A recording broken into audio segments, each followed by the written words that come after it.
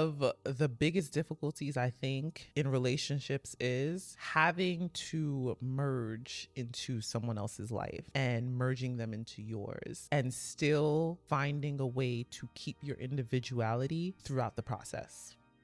Do you think being in a relationship, most people will lose a part of them that they won't ever find again?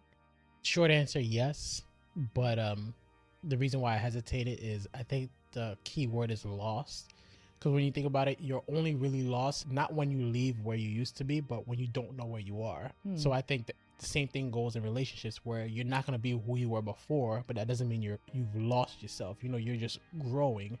So the short answer is yes, you're not going to be who you were before. And there's some things that's going to be nostalgic that you used to do that you're unable to do for whatever reason. But I hesitate on the term loss for some reason. Like I think sometimes in relationships, so many things become us that you feel like you also have to share the same hobby. If you like doing something and I don't, then it's like, oh, do it with me.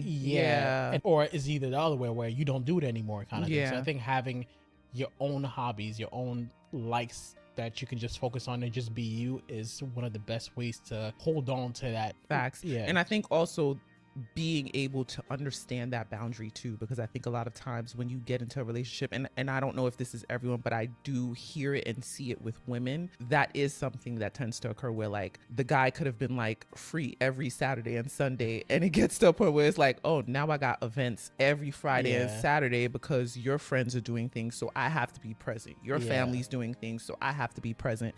And I think having the respect for the guy and noticing it, because I think a lot of men won't vocalize that they kind of just want to chill. Like, I really don't want to go to this game night, but I'll go because you're going. I want to be with you kind of thing. But understanding that it's okay to have those boundaries and it's okay to be open-minded, or at least ask the person. I think a lot of people are not comfortable vocalizing that they're just not really into doing that specific thing in that moment and it not becoming a confrontation. So most people will probably just suck it up just for the sake of like, I don't want this to be another thing, you know? I think it's more so of that men are more likely to lose their old selves in relationships, or does it go both ways? I think it goes both ways. The reason why I say that, I've heard someone say this where women are always trying to get men to change in relationships. I can see that. Versus the opposite. So it would make sense if more men feel like, you know, I used to do X, Y, and Z, and now I don't have that part of myself anymore. Yeah. My opinion. While I do think that is true, a lot of women try to form the man that they're with into like their dream guy, basically. And it's not always a bad thing. I think it's often a good thing if it's the right woman, because she'll motivate you to do better and be better.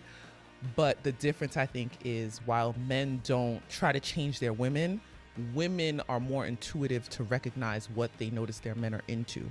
So if I notice you're into basketball, I never watch basketball, I'm going to be like, all right, I'm going to try to get into basketball so I can enjoy this with him. If I notice you like me more when I have my hair short than long, I'm going to be like, all right, I'm going to try to cater in that way. I think as women, we're wired to pay attention to those things. So we actually do the changing ourselves. You guys influence the change, but that doesn't mean you're forcing the change, if that makes sense. We want to be what our men like. So I think we'll often try to do little things that'll make you guys happy. Whereas with men, no offense, you guys often don't pay attention to those things. So we have to be vocal. We have to say, oh, you know, I like it when you go to the gym often because I like the way your arms look, or I like the way you have your hair like that. Like, you should do that more often. Do that haircut. You guys will stick to what you're used to versus us. We try to figure out what you enjoy. I can certainly